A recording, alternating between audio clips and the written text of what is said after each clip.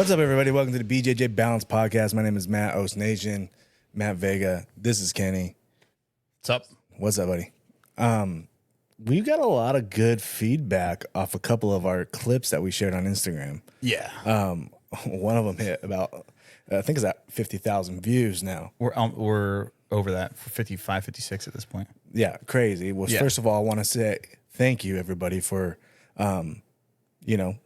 watching it, liking it, responding it, sharing it. Fantastic. We had a controversial one too. Yeah, we're not going to say the name of the guy, but if you go in the comments on the clip, you'll be able to get in there and just join the fun. Now, and I get what the guy was saying. Right. Okay, so basically the clip I said on last week's pod, winning is different for girls. Surviving sometimes is winning. You don't always have to get the sub. Right. That was basically the gist of the clip, if you haven't seen it. And it's on the BJJ Balance Instagram page if you want to check it out. And so we had a comment where a guy comes in and was just basically, all 1930s on it. Like, you just got to protect your women. We're giving women false sense of security. Right. And I'm like, what? No, we're not. I'm not telling girls to go out and start brawling with dudes. And he kept taking it like that. He's just like, so you're saying that, if a woman walked up to a man and she just, I'm like, at no point was that ever said. No, I've never. He's like, I know you mean it in Jiu Jitsu. It's like, not really. I kind of mean it in like everyday situation. Yeah. He's like, well, from a sport aspect, we're like, no, we didn't say that either. No, I mean, like, Jiu Jitsu for a woman is built to survive. You're not going, like, to me, I have seen women absolutely dominate men in Jiu Jitsu. Yeah. And choke them out. And I've seen women put people to sleep. I've seen there are those girls. They do exist. So if you're one of those girls, tip my cap. But most girls, guys are bigger, genetically stronger, and jiu-jitsu is designed to survive. So that's basically what the clip was about. And this guy came on saying, like, no, you should protect women all the time. Like, hey, bro, you're not gonna be with your chick all the time, 24/7. Right. So if you haven't seen that clip, go check that clip out. Join in the fun. That thing is humming right now. Basically, if you leave the house, make sure your girl doesn't leave. Right. Yeah. Yeah. Like, well, like, dude, if you can't be there with her, put her in a foam box, dude. Like, and don't let her out. I don't know, man. I feel like he got so far in that he couldn't like get out of it, and he just had to keep doubling down. But that was funny. But besides that was the second clip though. We had the first one with the flow rolling. Oh yeah, the flow rolling was a good one too. We got some clips out there, so hopefully today in this podcast we can get even some more fun clips going for you guys. How was your week? You did some open mat? I did a couple of days of training, and then I went and did an open mat at another gym,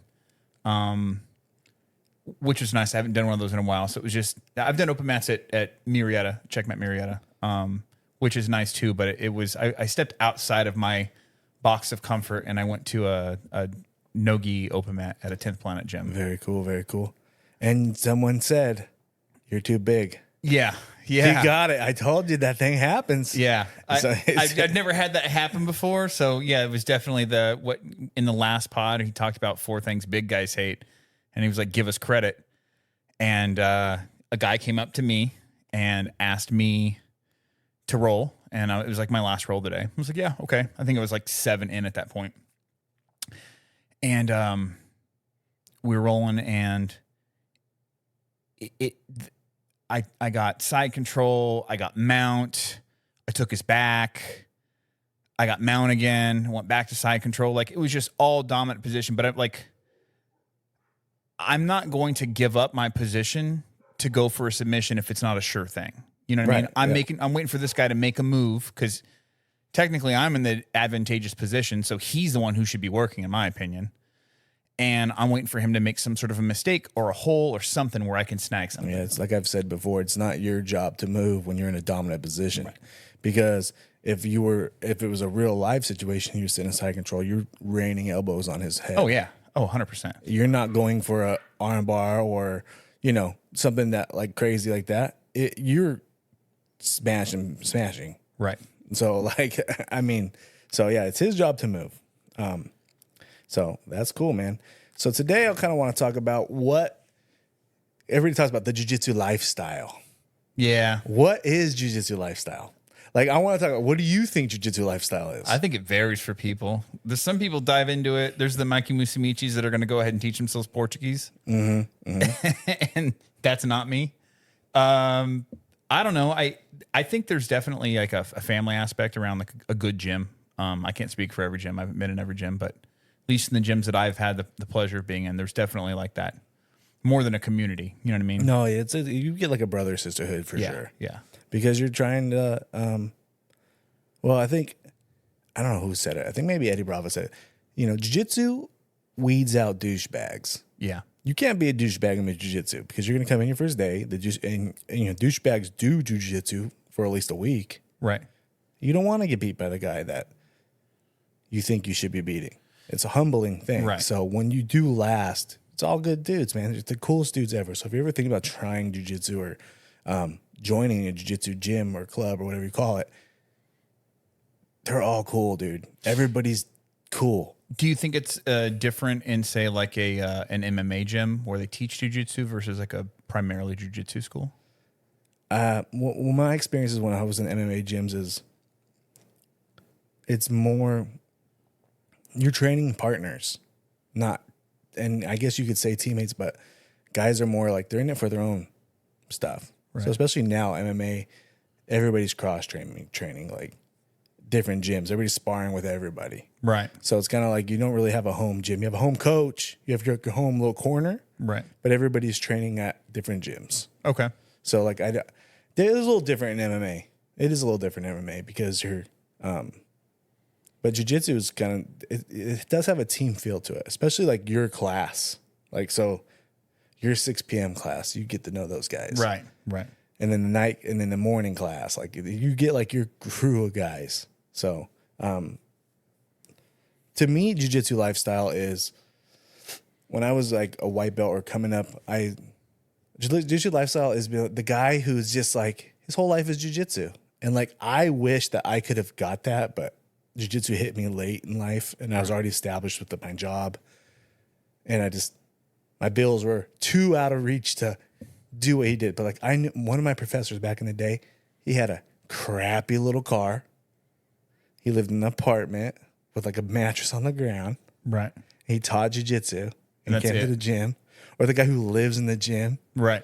Like I sleep on the mats. Like those guys are living the jiu-jitsu lifestyle. Right. You know what I mean? Us 9-to-5ers, like I'm not saying I'm a hobbyist because, you know, I do it a lot, like 4 times a week, but 4 to 5 times a week. But I'm not, some of these guys are living in the gym. Some guys are 2 classes a week, 3 classes, 2 classes a day. Yeah. Right. So those guys are living the jiu-jitsu lifestyle. Yeah. Yeah, I can see that. Yeah, there's we've got one of the guys in my gym that he's mid-30s, no kids, never married, you know, makes good money, and he's just like, he goes morning class, evening class, a couple days a week. I'm like, that's cool, man. Yeah, But yeah. like, what are you giving up? Right. Like you got like, I love jiu-jitsu, my favorite sport I ever did. But I'm not gonna like, I can't give up my family for it. Like, Right. I mean, like we're in a spot like, so people who can do that, those are your outliers. Right. Those guys become Gordon Ryans. right. They become these guys. I when I started a couple years ago, before the birth of my last kid, my wife and I, we started in the gym, like just going, like working out, and we were working out 5-6 days a week. And I would go there after work. She'd go after work. We'd meet there and whatnot. And then I started jiu-jitsu, so I just traded jiu-jitsu for gym. So I was doing jiu-jitsu 5 days a week plus Saturdays, so 6 days a week. And then when I started going to Henderson's, when Poncho was there, I was doing 5 nights a week. And then on the no-gi days, I was doing gi at 5 and no-gi at 6:30. So that was Tuesdays and Thursdays. So I was doing 7 classes a week. And I loved it. But as soon as my kid was born, there was like, there's no way in hell I could do this. You know what I mean? Yeah, I mean, it's hard to, unless you can get your family on board. Yeah. Well, now I'm getting to that point where like my wife takes my kid. My kid goes twice a week, so I see them on Mondays and Wednesdays when I go to class. Oh, that's cool. Yeah, so I'm fortunate there. And as my kid gets older, she's still in the really small kids class. She's got another year of that. Once she's, I think, 7, she can go into like the normal little kids class, and then that she's 5 days a week at that point. So I'll see her there all the time. So I had a crazy week. Okay. I did something this week. And I got to talk about it now. And I haven't. So for the first time and now you're thinking, oh man, he had a baby. That's what he's thinking. That's not what I'm talking about. Yeah, I did have a son. I had a baby. My wife battled. The epidural didn't work. She grunted it out. Oof. Killed it. Amazing. I'm never going to believe her when she says like her ankle hurts or something ever again. I seen what she did that room. That was fantastic. Unbelievable. Everything's good. Everybody's healthy. But that's what I'm talking about. I'm talking about for the first time in almost 15 years of jiu-jitsu, I had to wash my belt. Really? Any stripes fall? Now, so people are like, oh, you don't wash your belt. I don't wash my belts. I always just buy a new belt when it's time for a new belt. And I'll just restripe it myself. Right. Because the old saying is if you wash your belt, you lose all the luck comes off of it, or like all the good juju from it. Yeah. So for the first time in my life, I washed my belt. I accidentally so the baby thing happened. I left my gis. I didn't wash them. Okay. So I left them in my bag, and my belt was in the bag. And so like you pulled the gis out. When I pulled, I was like, "Whoa, dude, this belt is ripe." Yeah. And I was like, "If you're a big guy, we just chill in side control or north south." Or I'm like, "Dude, I can't. Like, I can't." Like I was like, "This is just." I didn't have time to order one. I have more belts, but I don't have the ones with I only have one with the red bar that I teach with. The other one's like a white bar, and I just really don't like wearing it. So I was like, you know what? I'm just gonna wash it. And so I threw it in the wash, and I haven't rolled with it since. We'll see, dude. I might be a brown belt when I go back to class tomorrow. I washed my white belt right before I got my blue belt by total mistake. It was in my bag. It got wrapped up in between the gi top and the gi pants. And when I pulled it out to throw it in the wash, I totally spaced and didn't see it. And I remember when I pulled it out, everything out of the dryer or out of the washer to hang up and whatnot. Some people think it's absolutely gross that people that don't wash their belt. I'm telling you right now, I did a poll on Oast Nation, and I said, hey, who washes their belt? 80% of people on that poll said they don't wash their belt. Yeah. So, I mean, you're not supposed to wash your belt. Yeah. It messes them up too. They get all like tangly. And I got my stripes on there. Like, I'm not trying to like retape. Like, I know it's easy to retape your stripes, but and I guess some people think like I have stripes on there. I bet you this is why most people don't wash their belt. They think my professor put these stripes on there. If it comes off, am I allowed to put the stripes on there again? Right. And I bet you that's the number one reason why people don't wash their belt. And I'm gonna tell you this right now. I don't think the professor gives a fuck. I'm on a Facebook group for dudes that do jiu-jitsu over the age of 40. And this question came up this week. This exact question about washing the belt. Somebody freaked out about it. Somebody's like, well, staph lives on stuff for 9 months. And then somebody started mocking him about staph infection. And then the whole stripe thing got brought up. And somebody, thankfully, because it's not all like younger belts. You know what I mean? It's just if you're over 40 and you do jiu-jitsu. So one guy's like, I'm an instructor. I put stripes on belts. If your stripe comes off in the washing machine, put it on. I don't care. Like I don't think nobody gives a shit. Or they won't. They don't even know. Right. I don't think your coach is gonna be like, hey, that's a fresh piece of tape. The big I was it too. He's not gonna care. Yeah. Like, take it off. Like no, you don't like retape your belts. If you feel like you want to be hygienal or hygienal, is that even a word? Whatever. Hygienic. There you go. You want to be hygienic. Just wash your belt and restripe it. Your professor knows where you're at level. Exactly. He's not the tape. He's not looking down when you get to class going, Look if every professor had his way, there probably wouldn't even be stripes. Right. The tape, breaking news. The tape is It's there to make you feel it's good. there to make you feel good and to make you keep coming to class and keep bringing in that cash. Right. So like, you know what I mean? Like, and it kind of lets I guess it kind of helps professional be like, okay, he's at 3. He's getting close to it. Right. It kind of keeps him like, helps him out a little bit. Little but for the reminder. most part, it's for you, I believe. Right. Personally. I think that's, I read something about this, the whole point of belts in general. Like when jiu-jitsu was first, I think it was white belt and a dirty white belt, you know what I mean? A dirtier white belt. And they, when it became, I think it was Taekwondo.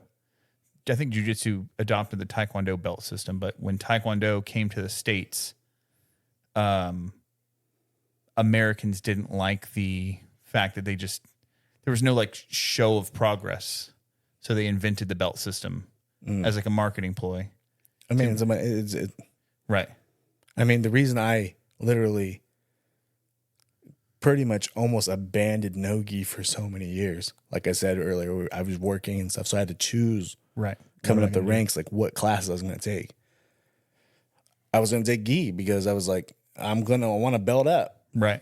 Like I was like, I'm not doing this. I wanted something out of it. So like, because literally our professor, if you could be black belt level, but if you only train no gi, you're coming over gi on, you put the white belt on. Right. Like that's just how he is. Yeah. He might promote you fast once you start, but you're a white belt.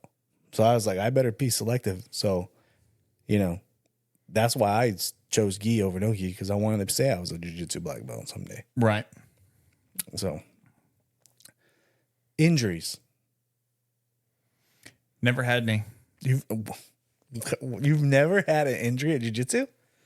I've had some scares. Well, purple belt is your knee injury belt. Okay, I'm gonna say this right now. Okay, you're not really a purple belt until you've got a little scopage done on that knee. Okay, every purple belt, or you're like, oh damn, my knee's kind of. Every purple belt I know has like a little bit of a click, a little hip. Oh, I've got clicks, but I've never been missed time. No. Damn, dude, that's fun. I rolled with a really, really large guy one time, like very obese, and I had mount, and my heels were like turned in, like on the mat, and feet down, and he rolled to one side, and his stomach caught my heel, and it heard my knee pop, my left knee. Didn't feel anything, but it was very loud, and he heard it too, and he was like, "Holy shit!" You know. First of all, we don't mount big guys, Kenny. Yeah. Okay, like the real big guys where your knees aren't even touching. Yeah. You know what I mean? Yeah, it was kind of like that. You can't, dude. Yeah. Like it's not like it doesn't work out. I was a well. white belt. I didn't know. Okay. Okay, it doesn't work out well. No. Get your points. Go back to side control.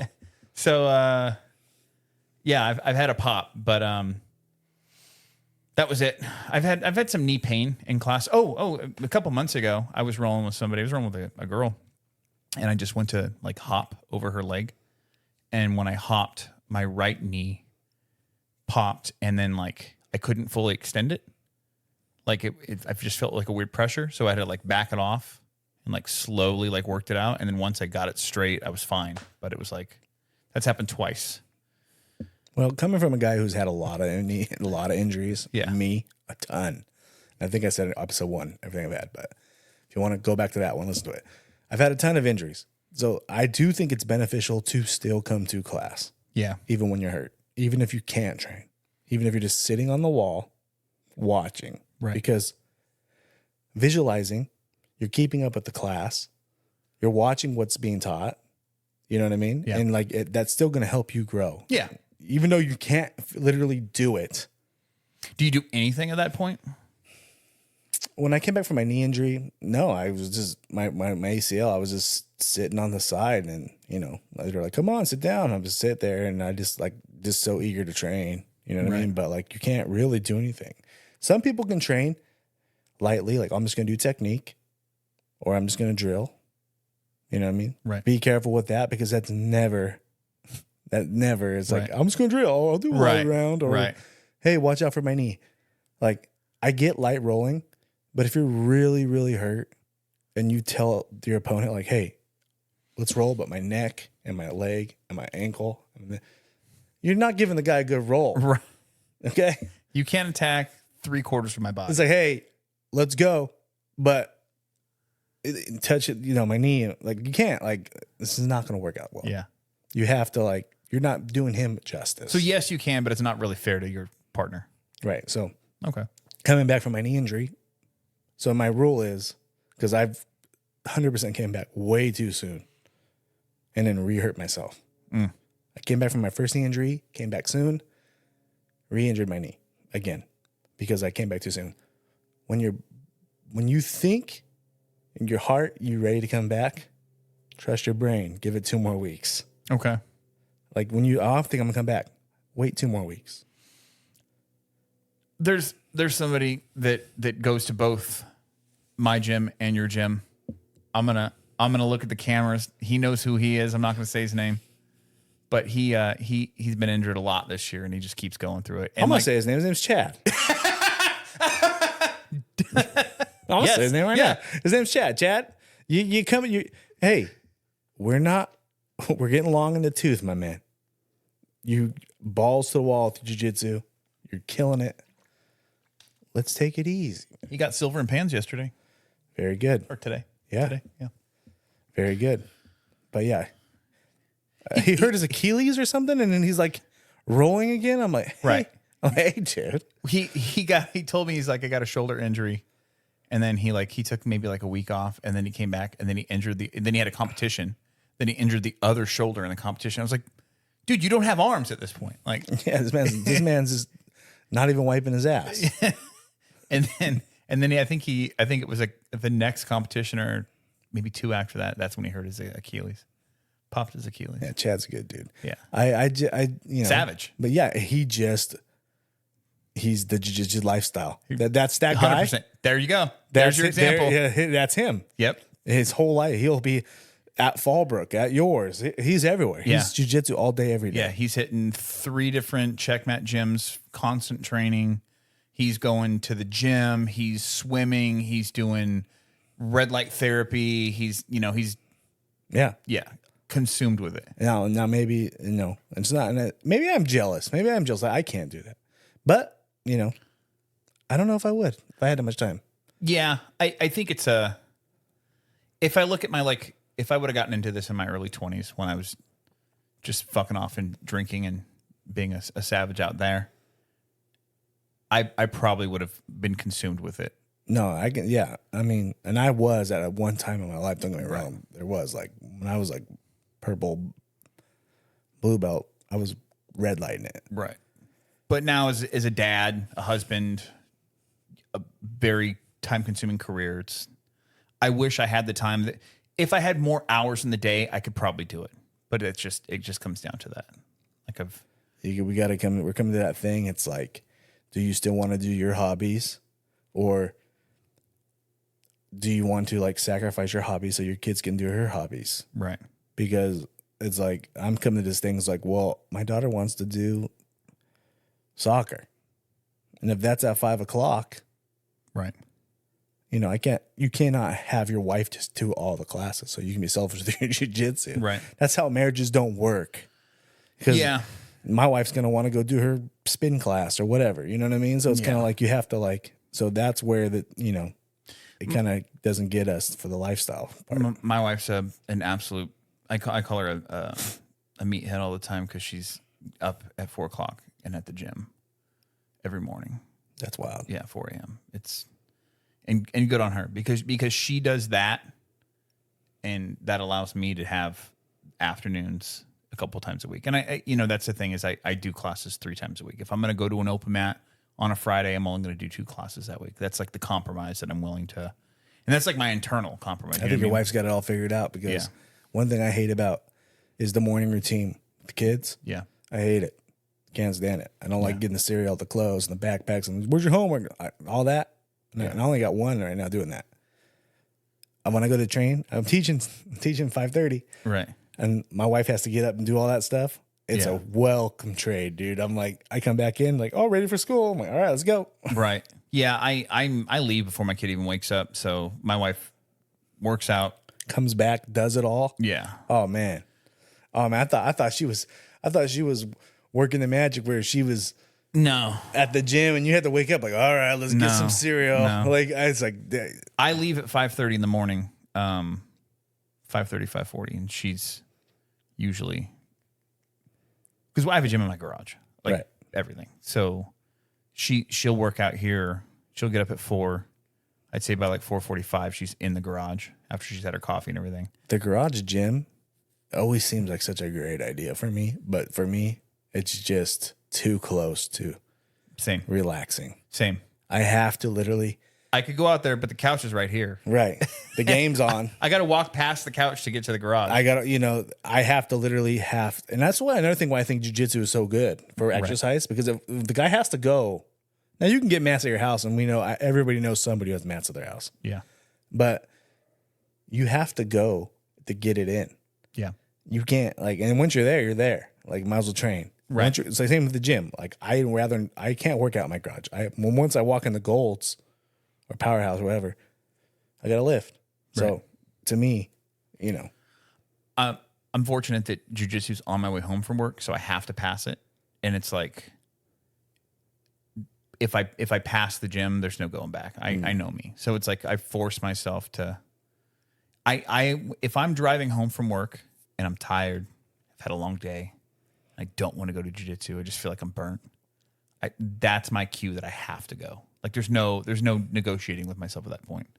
As bad as I don't want to go, that tells me I need to. It's a necessity at that point. It seems like you got pretty good discipline when it comes to your guys' training. Both you guys, you and your wife. Yeah, I try to. You guys are pretty consistent. Like you have your days. You know how you already know this week what days you're going, what nights you're not. Like it's already it's set in stone unless something happens. Right.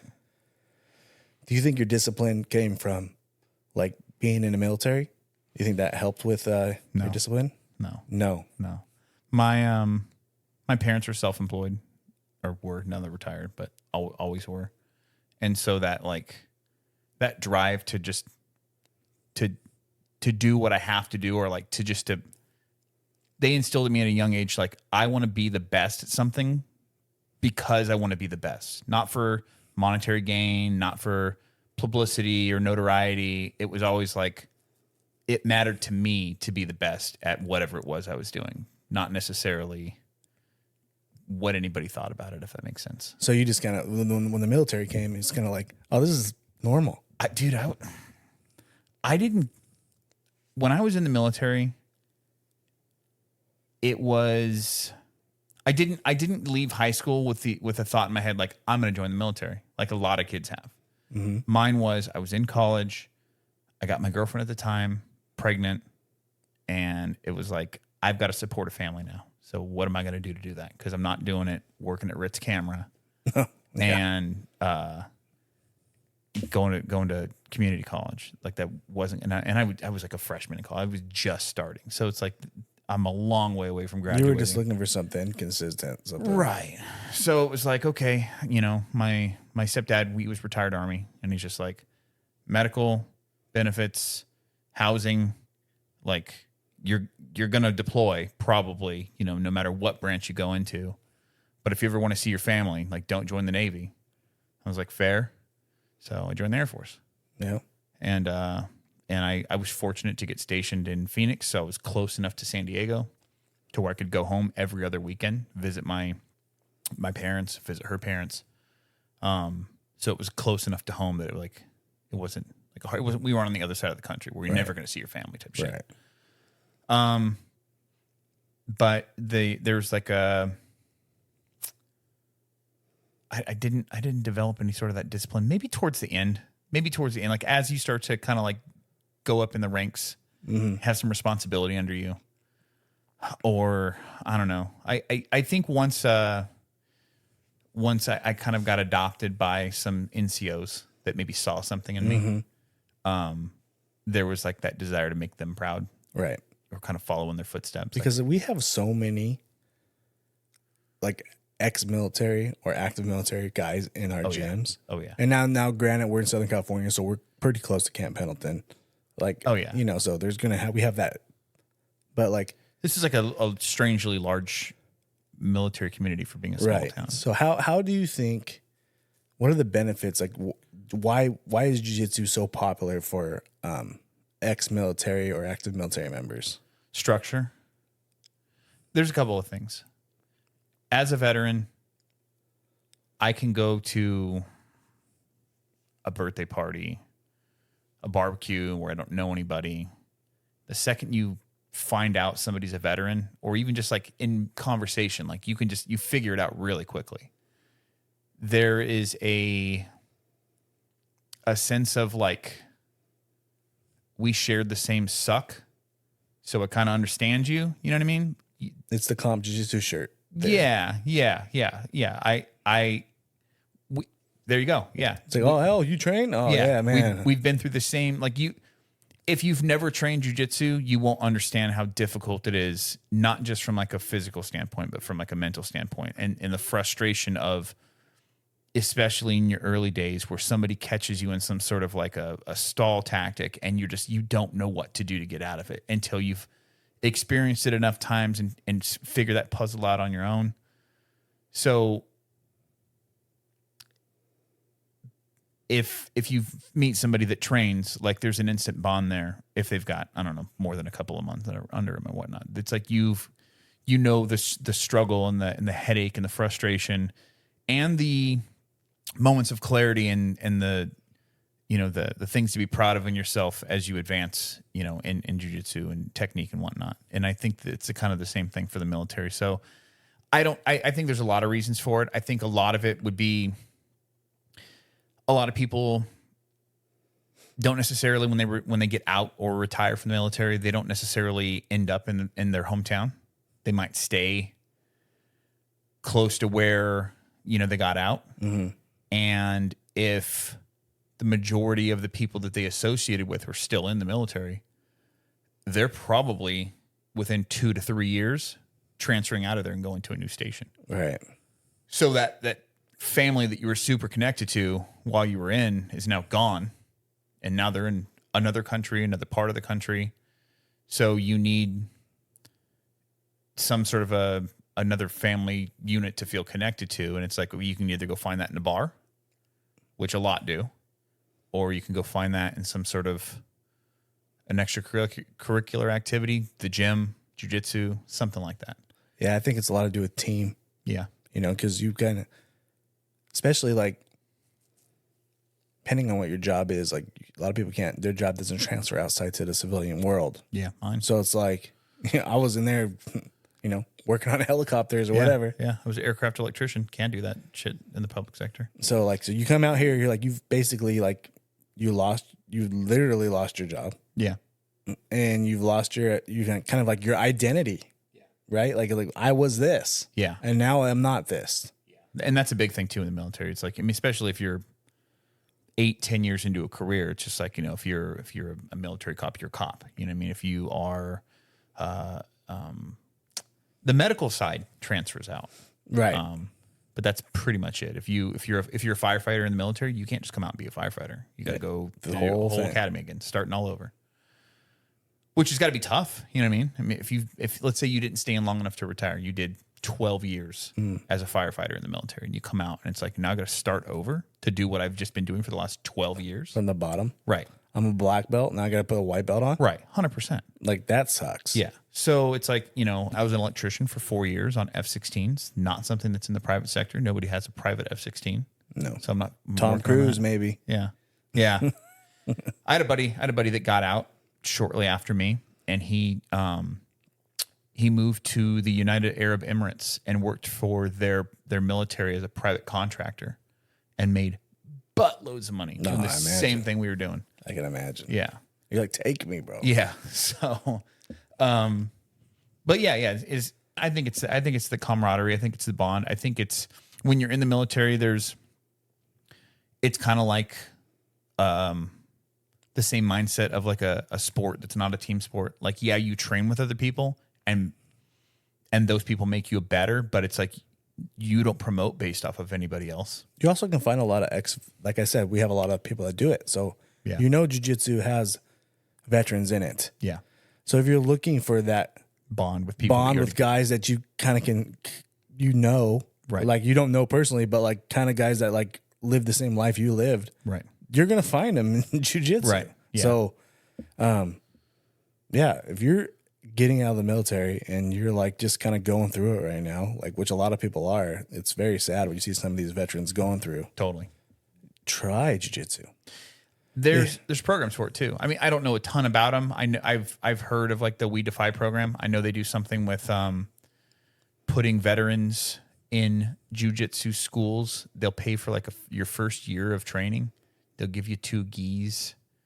Like, so it's like no out of pocket to Like you. you might be thinking like, hey, maybe you're injured from, from serving. Maybe you can't see or you're missing limbs or it don't matter, man. Right. They're here. We have those. Yeah, you've mentioned that. Train. Like it's available. Like get out there. Jiu-jitsu works for everybody. So if you're going through it, try everything. Like what do you have to lose? Yeah. Take a free class. Probably get a free 2 weeks. Most gyms. Try 4 or 5 classes. See if it's for you. There's a certain mental balance that training brings me just throughout the week.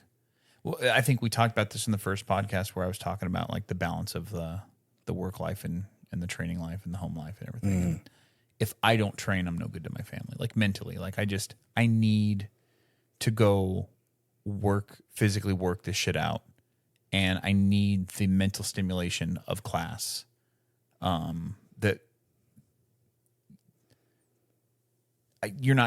can go to the gym and I can work out and I'm going to work myself physically, but there's no mental game there. I can sit home and I can play video games online and I'll get the mental stimulation there, but there's no physical. Right. You know what I mean? Jiu-jitsu gives me both at the same time. So. And it kind of just shuts the world off for a minute. Yeah. For an hour. Yeah. Well, the class is an hour. It's more like 5 hours. But like it shuts the world off for you. Right. So there's 2 things I'm saying. Like if you need a release, try jiu-jitsu. Also, check your TRT levels. Totally. Okay? I cannot express this enough. Me personally, and I'll say here, your boy's on TRT. I've been on it for about 4 months now. I had no motivation. Everything was down. And I'm not even, ex-military. I'm just a UPS guy. Right. But I had no desire to train. The only thing making me train was my social media because I didn't want to feel like I was a fraud. Did you feel like there was a did anything stand out to you that was like, I have to go check this out? Did somebody say something to you? I just felt like my body aches and I'm lethargic and I was just like tired and just wanted to like, all the injuries that I've had, I could feel them all. I was just brutal. Sex drive was way down. So I knew my T was low. But then when I checked it and it was like, it's at 150. Yeah. That's You know what I mean? dangerously low. Yeah. They're like, what? Yeah. And I was like, so they got me hooked up. Now I'm around 800, 500, 500, 800, staying there. So it's like, I'm not trying to like go crazy and be like, I'm not trying to cyborg it, but like, you know what I'm saying? But like, and don't get me wrong. Okay. Don't get me wrong. If I'm competing, my injection day is on a Wednesday and I know I'm competing on a Saturday. Yeah. Injection day might be on a Friday night. You know what I'm saying? Yeah. Yeah. So it's like, but like, I'm not like overdoing my levels. I just want to feel good. Yeah. I had the same thing. I went to Kaiser to my primary physician like 3 years ago. Mm-hmm. And I was like, can we run a full blood panel? Like I think I was 37. I hadn't really, I go to the doctor like maybe once a year, once every 2 years. Like I get sick. It's just regular sick. You know what I mean? I don't have a reason to go to the doctor. I'm not just going to go. Right.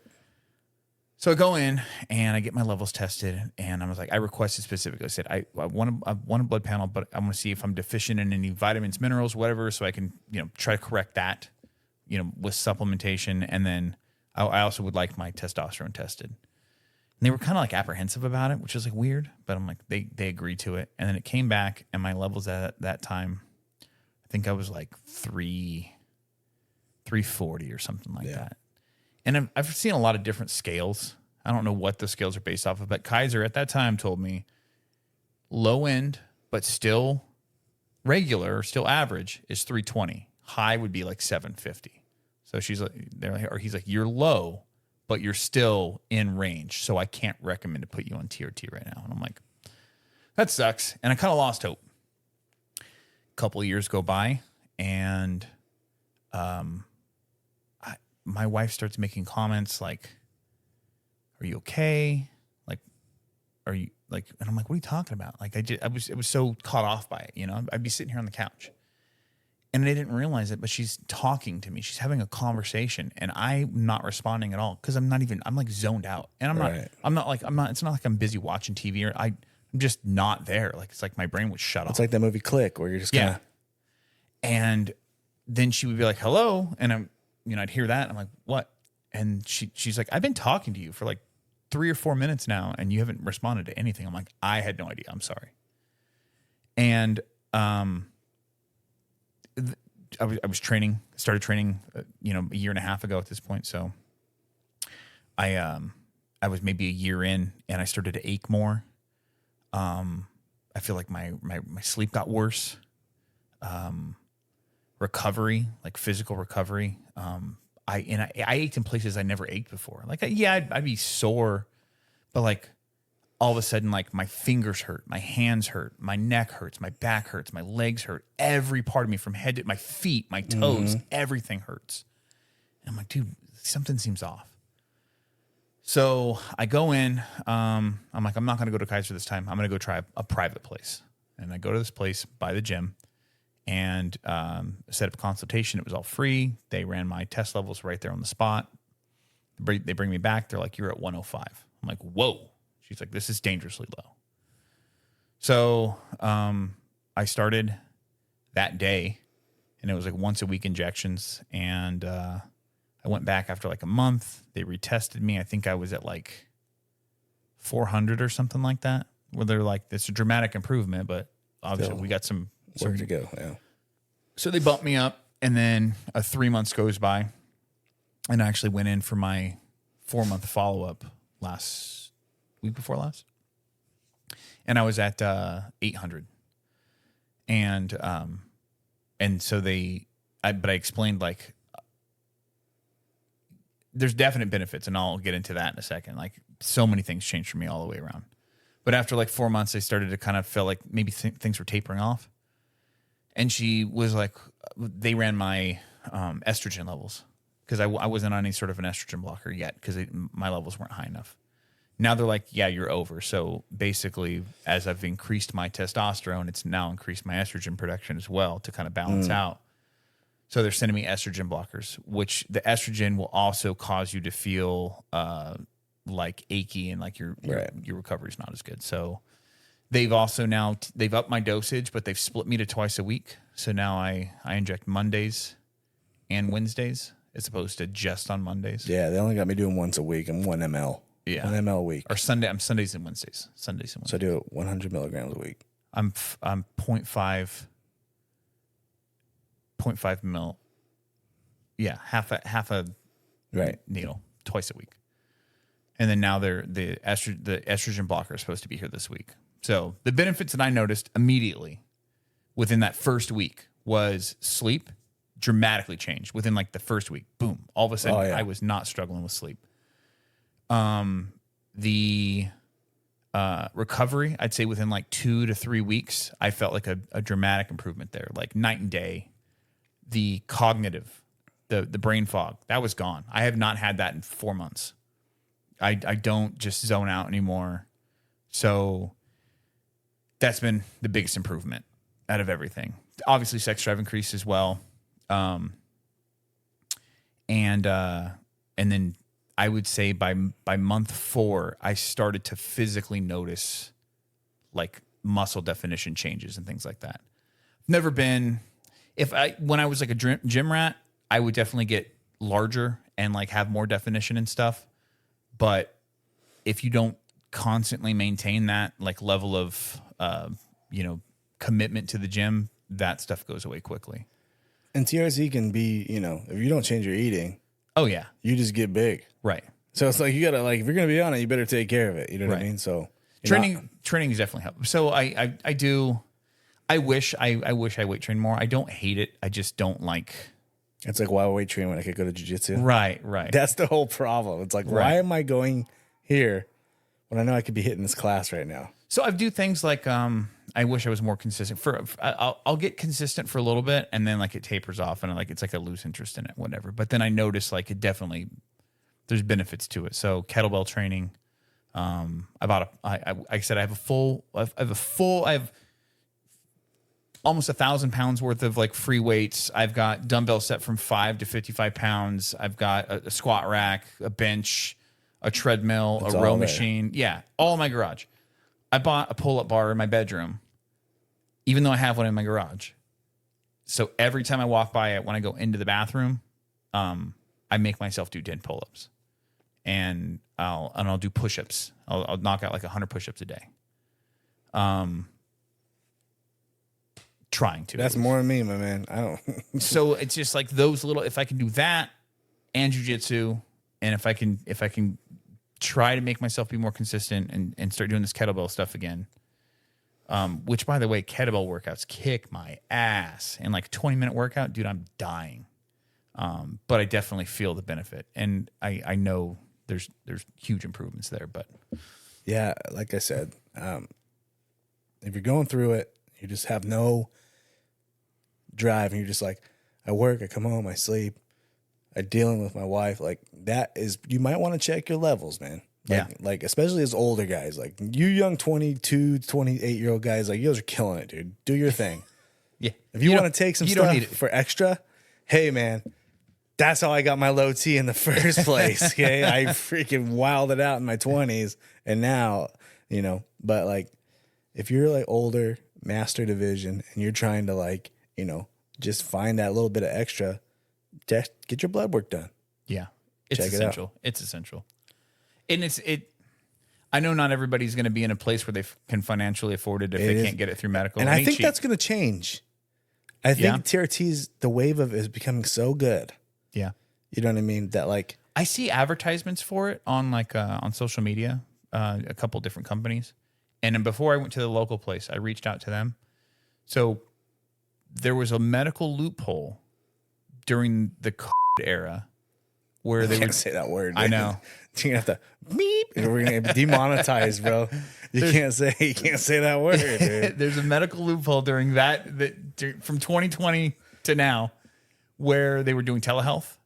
So a lot of these companies are based out of Florida, and it was like phone call to the doctor, or like they would do like an online kind of a chat thing with a doctor, and this doctor located in some other state that's never seen you person to person is now making you their patient, and then listen to your woes, and then would say, okay, we'll send you, we'll set up something for LabCorp, which is nationwide, and you go get your blood work done. They'll send the results to us, and if you are in the range, we'll put you on it.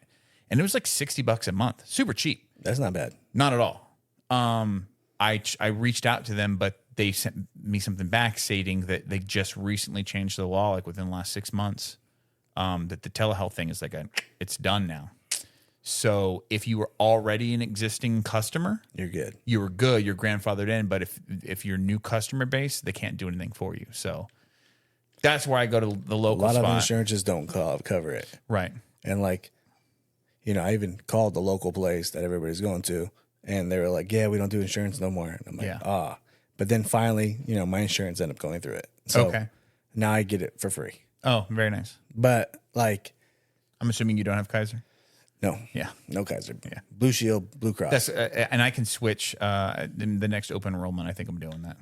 Yeah, Blue Cross Blue Shield. And so it cost me nothing, and it's been a game changer. So get on there. Well, I think that's good for episode, was that 4? Episode 4? That's episode 4. Episode 4 of the BJJ Bounce podcast. Follow Kenny at Kenny the Freak Party. At the _ freak party. At the _ freak party. I don't even want to know how he got that nickname, but we're going to get into that maybe in the next episode. Follow me at OSNation BJJ. Thanks for listening, everybody, and we'll catch you on the next one. Peace.